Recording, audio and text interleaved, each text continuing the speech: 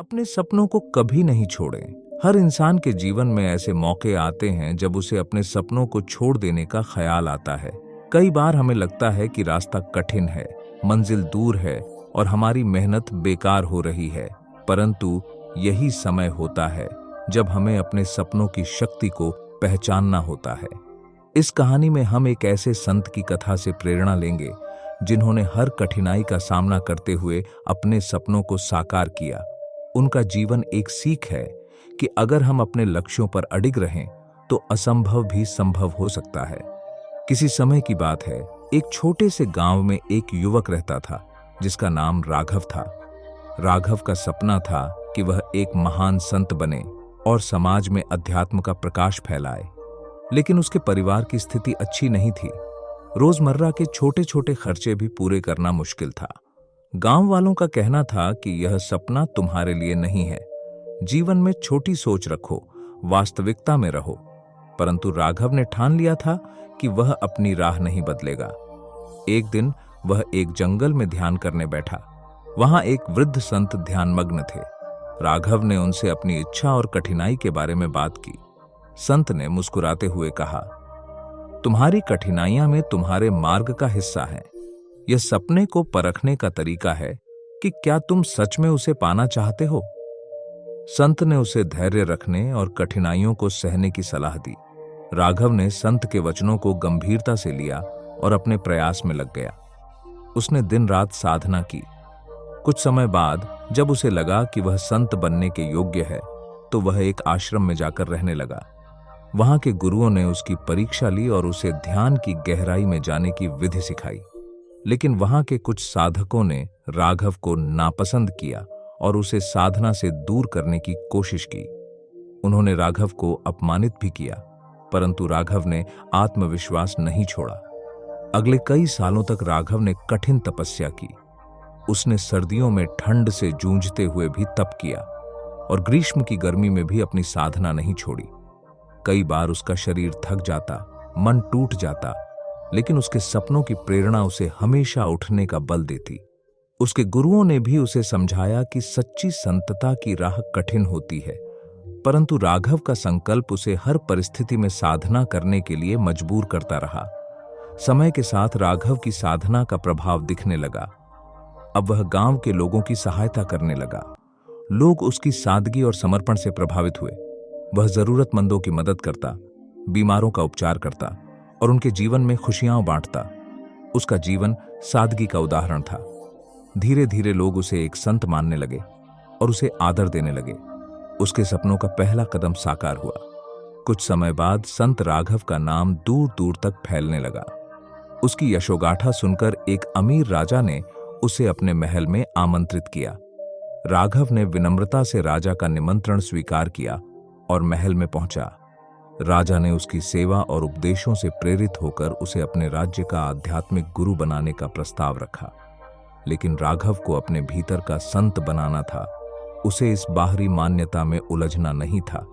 उसने यह प्रस्ताव ठुकरा दिया, जो कि उसके लिए एक बहुत बड़ा संघर्ष था। राघव अब पूरी तरह से साधना में डूब चुका था। वह अपने आत्म साक्षात्कार की राह पर था। एक दिन जब उसने कई महीनों की गहन साधना पूरी की, तो उसे आत्मज्ञान की प्राप्ति हुई। उस दिन उसे अपने सपनों का पूरा आशीर्वाद मिला।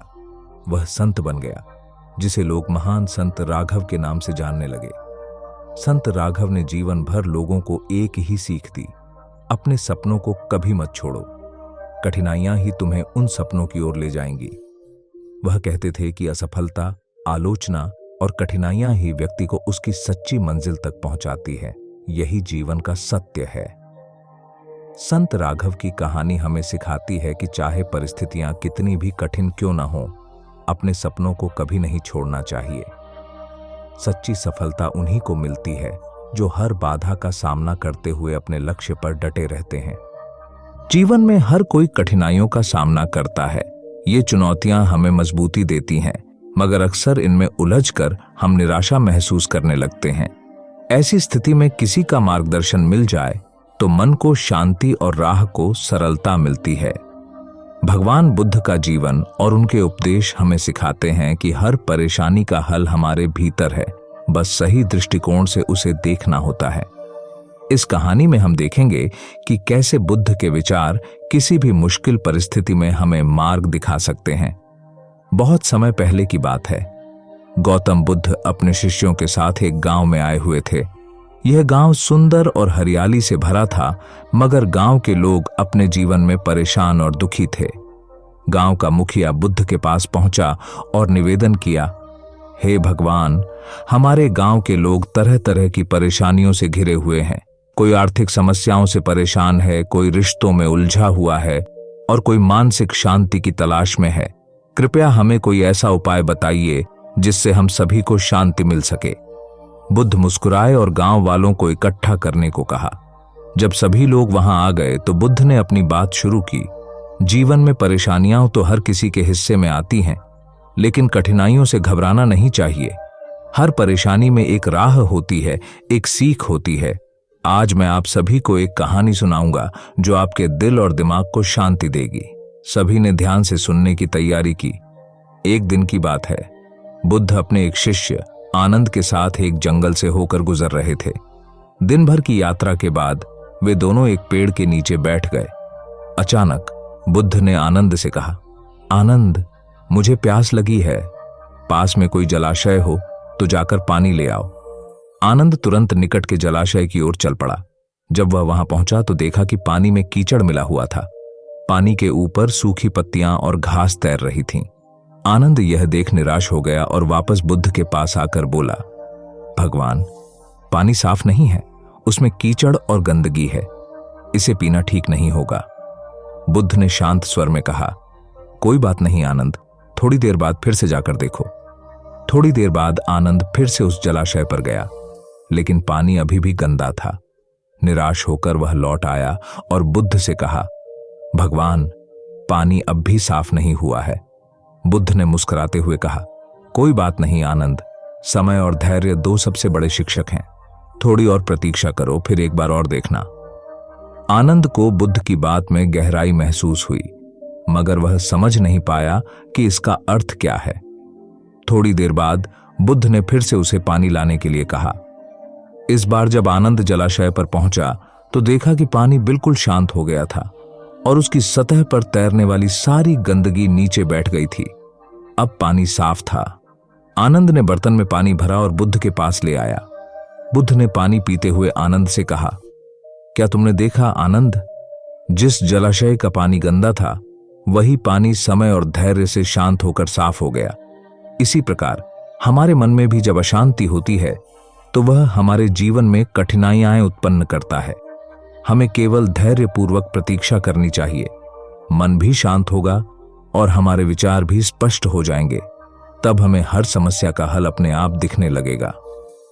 बुद्ध की यह सीख गांव वालों के लिए बेहद महत्वपूर्ण थी। उन्होंने समझाया, जीवन में हर परेशानी को लेकर जल्दबाजी में कोई निर्णय लेना उचित नहीं है। कभी कभी हमें बस धैर्य और समय के साथ चलने की आवश्यकता होती है। जैसे जलाशय का कीचड़ नीचे बैठ गया और पानी साफ हो गया, वैसे ही हमारे जीवन की परेशानियां भी धीरे धीरे दूर होती जाती हैं। बस हमें उनके ऊपर शांत और स्थिर रहना होता है। गांव के लोग बुद्ध की बातों को सुनकर हैरान थे। एक युवक ने पूछा, भगवान, लेकिन कई बार हम इतनी निराशा में घिर जाते हैं कि धैर्य रखना कठिन हो जाता है। तब क्या करें? बुद्ध ने कहा, ऐसे समय में हमें अपने मन को उस जलाशय की तरह देखना चाहिए। यदि हम परेशान हैं तो हमें एक शांत स्थान पर जाकर कुछ समय बैठना चाहिए। अपने विचारों को आने दो और उन्हें धीरे धीरे जाने दो। किसी भी समस्या का हल तभी मिलेगा जब हमारा मन शांत और स्थिर होगा। बुद्ध की बातों से गांव के लोग प्रोत्साहित हुए और उन्हें एक नई दृष्टि मिली। अब वे अपनी समस्याओं को एक नए दृष्टिकोण से देखने लगे। कोई भी परेशानी आए, वे घबराने के बजाय धैर्य और शांति से उसका हल खोजने लगे। बुद्ध के इस उपदेश के बाद गांव का माहौल बदल गया। लोग अब छोटी छोटी बातों पर झगड़ने की बजाय समझदारी से हर समस्या का सामना करने लगे। बुद्ध का यह छोटा सा मार्गदर्शन उनके जीवन में बड़ा बदलाव लाया। बुद्ध ने अंत में कहा, याद रखो, हर परेशानी में एक राह होती है। कठिनाई चाहे कैसी भी हो, अगर हम शांत मन से सोचें तो उसका हल अपने आप हमारे सामने आ जाता है। हमें अपने भीतर की उस शांति को ढूंढना चाहिए जो किसी भी हलचल के बाद भी स्थिर रहती है। वही शांति हमारे जीवन की सबसे बड़ी राह दिखाने वाली होती है। गांव के लोगों ने बुद्ध के इस संदेश को अपने जीवन का हिस्सा बना लिया। जीवन में समस्याएं हर किसी के सामने आती हैं। कई बार ये समस्याएं इतनी बड़ी लगती हैं कि हमें खुद पर विश्वास खोने का डर सताने लगता है। पर क्या सच में समस्याएं इतनी बड़ी होती हैं, या फिर हम उन्हें अपने मन में बड़ा बना देते हैं? अगर हम अपने भीतर की शक्ति को पहचानें तो कोई भी समस्या हमें नहीं रोक सकती। यही समय होता है जब हमें खुद पर भरोसा बनाए रखना होता है। संतों की कहानियां हमें सिखाती हैं कि कठिनाइयों से डरने की बजाय उनसे सीखें, उनका सामना करें और खुद पर विश्वास रखें। आइए एक संत की प्रेरणादायक कहानी से सीखते हैं कि कैसे उन्होंने कठिनाइयों का सामना करते हुए अपनी आंतरिक शक्ति को पहचानकर न केवल अपनी समस्याओं को हल किया, बल्कि अपने जीवन को सफल और संतुष्टिपूर्ण बनाया। प्राचीन समय की बात है। एक छोटे से गांव में संत विशालदास नामक एक साधु निवास करते थे। विशालदास की आध्यात्मिक शक्ति और उनके मधुर स्वभाव के कारण गांव के लोग उन्हें बेहद मानते थे। वह हमेशा अपनी साधना में लीन रहते और लोगों को जीवन के गूढ़ रहस्यों को समझाते थे। लोग अपनी समस्याएं लेकर उनके पास आते और वे सरल शब्दों में उनके समाधान बताते थे। संत विशालदास का जन्म एक साधारण किसान परिवार में हुआ था। उनका नाम विशाल रखा गया था और बचपन में वे काफी सामान्य बच्चे थे। पढ़ाई में साधारण, खेल कूद में रुचि रखने वाले और जीवन की छोटी छोटी समस्याओं से डर जाने वाले। लेकिन उनकी मां ने उन्हें सिखाया था कि जीवन में सबसे बड़ी चीज है खुद पर विश्वास रखना। एक दिन गांव में भीषण सूखा पड़ा। किसानों की फसलें बर्बाद हो गईं और उनके परिवार पर भूख का संकट आ खड़ा हुआ। विशालदास के परिवार की आर्थिक स्थिति भी काफी बिगड़ गई। इस कठिन समय में विशाल ने सोचा कि वह शहर जाकर कुछ काम करे ताकि परिवार का भरण पोषण कर सके। लेकिन शहर पहुंचते ही उसे एहसास हुआ कि शहर में जीना आसान नहीं है। कई बार उसे भूखे पेट सोना पड़ा और कई बार उसे छोटे मोटे काम करने पड़े, परंतु उसने हार नहीं मानी। उसकी मां के शब्द हमेशा उसे प्रेरित करते कि समस्या से डरना नहीं चाहिए, खुद पर विश्वास रखना चाहिए। धीरे धीरे विशाल को जीवन के वास्तविक अर्थ समझ में आने लगे। उसने देखा कि लोग शहर में एक दूसरे के प्रति कितने कठोर हो गए हैं। लोगों के मन में असहिष्णुता और लालच बढ़ गई है। उसे लगा कि उसकी मंजिल यही नहीं है, उसे कुछ और करना है, कुछ बड़ा। कुछ समय बाद उसने वापस गांव लौटने का निश्चय किया। गांव पहुंचते ही उसने अपनी मां से कहा कि वह साधना करना चाहता है और मानवता की सेवा में अपना जीवन समर्पित करना चाहता है। उसकी मां ने उसकी इच्छा का सम्मान किया और उसे आशीर्वाद दिया। साधना में लीन होने के बाद भी संत विशालदास के सामने कई कठिनाइयां आईं। कभी लोग उन्हें तिरस्कार करते तो कभी उनके मार्ग में अवरोध उत्पन्न करते, लेकिन विशालदास ने हर बार धैर्य रखा और खुद पर भरोसा बनाए रखा। उनके एक शिष्य ने एक बार उनसे पूछा, गुरुजी, जब लोग हमें निराश करते हैं या हमें गलत समझते हैं तो हमें क्या करना चाहिए?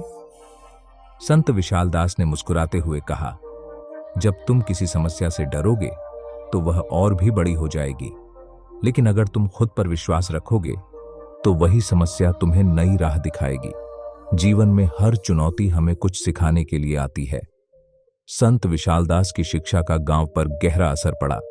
लोग अब छोटी छोटी समस्याओं से डरने की बजाय उनका समाधान ढूंढने की कोशिश करते। धीरे धीरे गांव में एक सकारात्मक माहौल बनने लगा। लोग एक दूसरे की मदद करने लगे और जीवन के प्रति उनका दृष्टिकोण बदल गया। संत विशालदास ने यह सिखाया कि जीवन में समस्याएं आना स्वाभाविक है, लेकिन उनका डर हमें आगे बढ़ने से रोक देता है। खुद पर विश्वास रखना ही सबसे बड़ा समाधान है।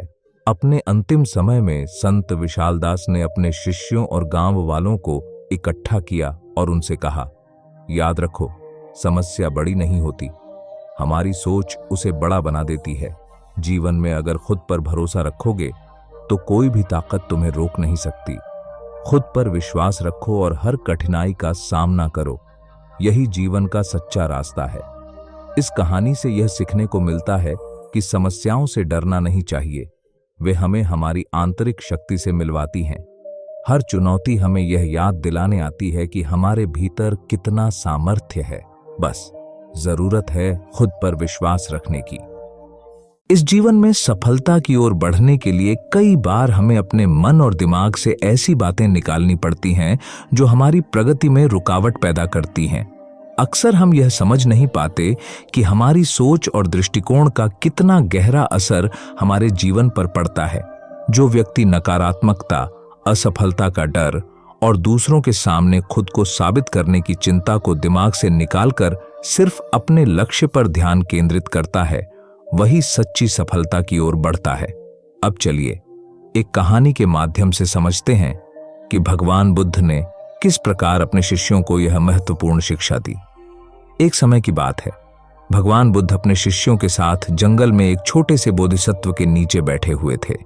उस दिन का माहौल बहुत शांत था, सभी शिष्य ध्यान में मग्न थे। तभी एक शिष्य आनंद ने बुद्ध से पूछा, भगवान, आपने हमेशा हमें सच्ची सफलता का रास्ता दिखाया है, लेकिन कई बार हमारे अपने विचार और भावनाएं हमें आगे बढ़ने से रोक देती हैं। कृपया हमें बताएं, हम अपने दिमाग को कैसे इस तरह प्रशिक्षित करें कि नकारात्मक सोच हमारे रास्ते में बाधा न बने। बुद्ध ने आनंद की ओर मुस्कुराते हुए देखा और कहा, आनंद, तुम्हारा प्रश्न बहुत ही सार्थक है। कई बार हमारी सोच ही हमें हमारी मंजिल से दूर ले जाती है। यह जानना जरूरी है कि हमारे दिमाग में कौन सी ऐसी बातें हैं जिन्हें हमें छोड़ना चाहिए ताकि हम सफल हो सकें। उन्होंने सब शिष्यों को बुलाया और एक कहानी सुनानी शुरू की। एक बार की बात है, एक युवा राजकुमार था जिसका नाम सिद्धार्थ था। वह बुद्ध बनने से पहले एक आम व्यक्ति की तरह ही अपनी भावनाओं और विचारों में उलझा हुआ था। राजमहल में रहते हुए उसे कभी कठिनाई या दुख का अनुभव नहीं हुआ था।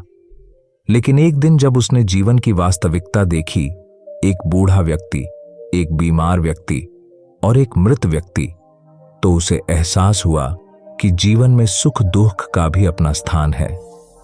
सिद्धार्थ के मन में एक सवाल ने जन्म लिया, क्या जीवन का असली उद्देश्य बस इन दुखों से बचना है या कुछ और भी है जो मैं नहीं जानता? इस सवाल ने उसे अपने आरामदायक जीवन से बाहर निकलकर सच्चाई की खोज पर चलने के लिए प्रेरित किया। सिद्धार्थ जब अपने घर परिवार और राजमहल को छोड़कर जंगल में आ गए तो उन्होंने कई कठिनाइयों का सामना किया। सबसे पहले उन्होंने अपने मन में से उस मोहमाया का त्याग किया जो उनके सुखी और शांत जीवन के लिए आवश्यक लगती थी। उन्होंने सोचा, सफलता वही है जब हम अपने मोह को त्याग कर अपने लक्ष्य पर ध्यान केंद्रित कर सकें। उन्होंने हर दिन अपनी सोच को और स्पष्ट करने के लिए ध्यान का अभ्यास किया और महसूस किया कि जितना अधिक उन्होंने माया और धन से मुंह मोड़ा, उतना ही उनका मन शांत होता गया।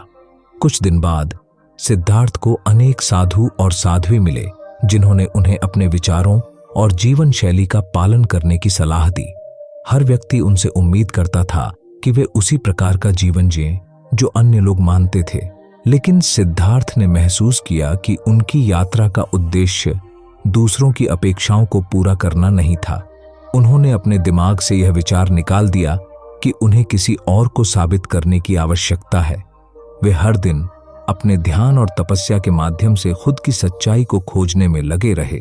इस प्रकार उन्होंने दूसरों की अपेक्षाओं से मुक्त होकर अपनी राह पर चलने का निर्णय लिया। कई बार उनके मन में असफलता का भय भी उठा। वे सोचते, क्या होगा अगर मैं अपनी खोज में सफल नहीं हो पाया? क्या होगा यदि मुझे जीवन का सच्चा अर्थ नहीं मिला? लेकिन जैसे ही यह विचार उनके मन में आता, वे उसे छोड़ने का प्रयास करते। उन्होंने खुद से कहा, सफल वही बनेगा जो असफलता का डर अपने दिमाग से निकाल देगा। हर प्रयास में कुछ नया सीखने को मिलता है और हर कठिनाई में अनुभव छुपा होता है। असफलता कोई अंतिम पड़ाव नहीं, बल्कि एक अनुभव है। इसी भावना के साथ उन्होंने अपने भीतर के डर को दूर किया और जीवन के हर क्षण को एक नई दृष्टि से देखना शुरू किया। हर असफलता उनके लिए एक नए रास्ते का संकेत बन गई और धीरे धीरे उनके भीतर वह साहस और आत्मविश्वास जागा जो उन्हें सफलता की ओर ले जाने वाला था। सिद्धार्थ ने महसूस किया कि अक्सर इंसान खुद की तुलना दूसरों से करता है। और यही तुलना उन्हें असंतुष्टि की ओर ले जाती है। एक बार वे एक घने जंगल से गुजर रहे थे, जहां उन्होंने एक सुंदर पेड़ और पास में एक छोटा सा पौधा देखा। उस बड़े पेड़ के नीचे खड़े होकर उन्होंने सोचा, यदि यह पौधा इस पेड़ से खुद की तुलना करता तो इसे कभी संतुष्टि नहीं मिल पाती। यह छोटा पौधा अपनी विशेषता में अद्वितीय है। इसे बड़ा बनने की जरूरत नहीं, इसे बस अपने प्राकृतिक गुणों का विकास करना है। यह सोच उनके जीवन के लिए एक मार्गदर्शन बन गई। उन्होंने समझ लिया कि हर व्यक्ति अपनी यात्रा में अलग है और तुलना करके खुद को नीचा दिखाने का कोई अर्थ नहीं। सिद्धार्थ ने यह भी महसूस किया कि अक्सर हम भविष्य के बारे में सोच सोचकर अपना वर्तमान खराब कर लेते हैं। एक दिन जब वे नदी के किनारे ध्यान में बैठे थे तो उन्होंने महसूस किया कि जैसे यह नदी बह रही है, वैसे ही जीवन का हर क्षण भी बह रहा है। उन्होंने सोचा, जब हम भविष्य की चिंता करते हैं तो हम इस बहते हुए जीवन को पकड़ नहीं सकते। हम उस क्षण की सुंदरता को खो देते हैं जो हमारे सामने है।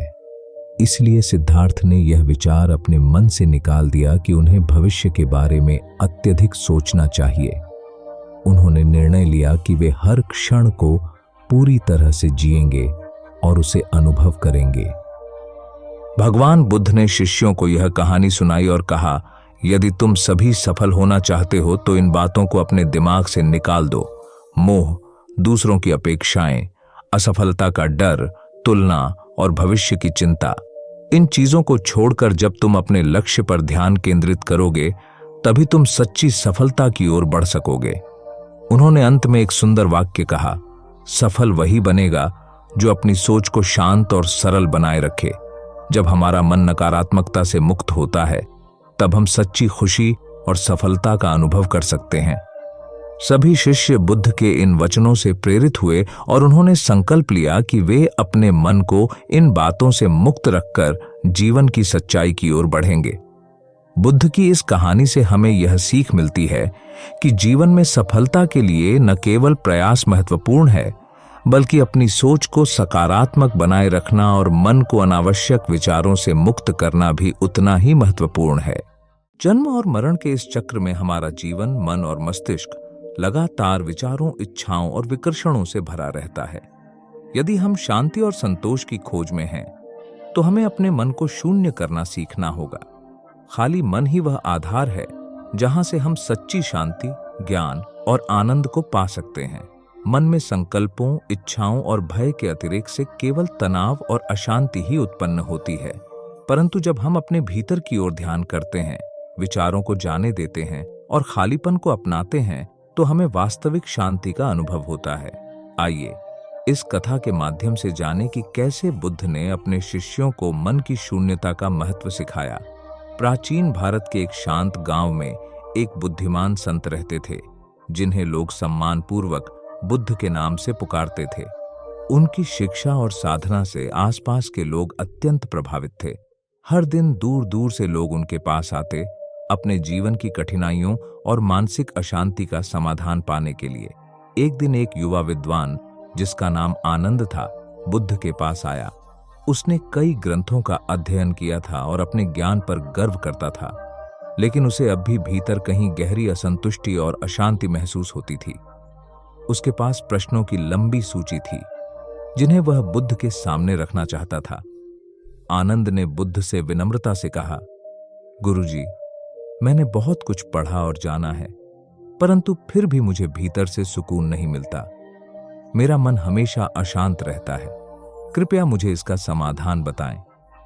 बुद्ध ने मुस्कुराते हुए आनंद से कहा, मैं तुम्हारे प्रश्नों का उत्तर देने के बजाय तुम्हें एक अनुभव कराना चाहता हूं। क्या तुम मेरे साथ एक यात्रा पर चलोगे? आनंद ने सहर्ष स्वीकृति दी और वे दोनों पास के एक निर्जन जंगल की ओर चल पड़े। थोड़ी दूर चलने के बाद वे एक सुंदर झील के पास पहुंचे। झील का पानी बिल्कुल शांत था, जैसे किसी ने उसमें हलचल का कोई संकेत भी न छोड़ा हो। बुद्ध ने आनंद से कहा, इस झील की ओर ध्यान से देखो। इसका पानी कितना शांत और स्वच्छ है। इसमें आकाश और आसपास के पेड़ों का प्रतिबिंब स्पष्ट दिखता है। इसी तरह जब हमारा मन शांत होता है, तो उसमें सच्चाई और ज्ञान का प्रकाश प्रतिबिंबित होता है। आनंद को बुद्ध की बात समझ में आई, लेकिन उसने पूछा, गुरुजी, परंतु मैं अपने विचारों को कैसे शांत कर सकता हूं? मेरे मन में हमेशा नए नए विचार आते रहते हैं और मैं उन्हें रोक नहीं पाता। बुद्ध ने एक पत्थर उठाया और उसे झील में फेंक दिया। पत्थर पानी में गिरा और उसकी सतह पर लहरें बन गईं। झील का शांत पानी तुरंत अशांत हो गया। बुद्ध ने कहा, यह पत्थर तुम्हारे विचारों के समान है। जैसे ही तुम विचारों को अपने मन में आने देते हो, वैसे ही तुम्हारा मन भी अशांत हो जाता है। यदि तुम चाहते हो कि तुम्हारा मन इस झील की तरह शांत रहे, तो तुम्हें इन विचारों को अपने मन से जाने देना होगा, जैसे यह पत्थर धीरे धीरे झील की तलहटी में समा गया है। आनंद ने गहरी सांस ली और ध्यानपूर्वक सुना। उसने महसूस किया कि वह अक्सर अपने विचारों से चिपक जाता है और उन्हें जाने नहीं देता। वह बार बार उन्हीं विचारों पर मंथन करता रहता है, जिससे उसकी चिंता और असंतोष बढ़ता जाता है। बुद्ध ने आनंद से कहा, हमारा मन अतीत की चिंताओं और भविष्य की आशंकाओं से भरा रहता है। हम कभी इस क्षण में नहीं जी पाते। यदि तुम अपने मन को शून्य करना चाहते हो, तो तुम्हें वर्तमान क्षण में जीना सीखना होगा। जब तुम वर्तमान में होते हो, तब तुम्हारे मन में कोई विचार या चिंता नहीं होती। वह पूरी तरह से खाली और शांत होता है। आनंद ने बुद्ध की बात पर विचार किया। उसने सोचा कि वह हमेशा या तो अपने अतीत की असफलताओं पर पछताता रहता है या भविष्य की संभावनाओं पर सोचता रहता है। उसने पहली बार महसूस किया कि उसकी अशांति का कारण उसका अतीत और भविष्य में भटकना ही है। बुद्ध ने आनंद को निर्देश दिया, इस झील के पास कुछ समय बैठो और अपने मन को शांत करने का प्रयास करो। ध्यान करो और अपने विचारों को आते जाते देखो, परंतु उनसे चिपको मत। उन्हें अपने आप बह जाने दो, जैसे ये लहरें धीरे धीरे शांत हो जाती हैं। आनंद ने बुद्ध की बात मानी और ध्यान में बैठ गया। प्रारंभ में उसके मन में विचारों का अतिरेक था। एक विचार आया, फिर दूसरा और उसके बाद तीसरा। लेकिन धीरे धीरे उसने अपने विचारों को अपने आप बहने दिया। उसने उन्हें रोकने का प्रयास नहीं किया और न ही उनसे जुड़ने की कोशिश की। धीरे धीरे उसका मन शांत होने लगा, जैसे झील की लहरें शांत हो जाती हैं। आनंद को पहली बार ऐसा लगा कि उसका मन खाली हो रहा है। उसे भीतर से एक असीम शांति और संतोष का अनुभव हुआ। कुछ समय बाद आनंद ने अपनी आंखें खोलीं और बुद्ध की ओर देखा।